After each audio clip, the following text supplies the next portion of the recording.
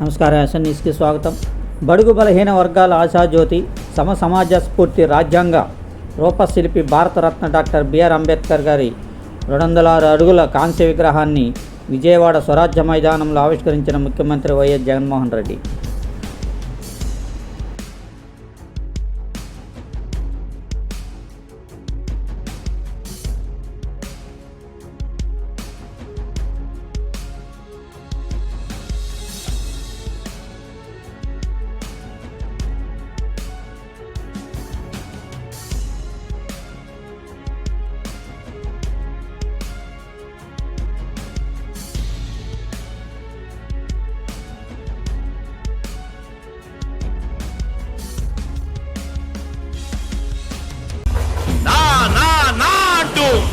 నా ఎస్సీలకు, నా ఎస్టీలకు, నా బీసీలకు, నా మైనారిటీలకు మనమిస్తే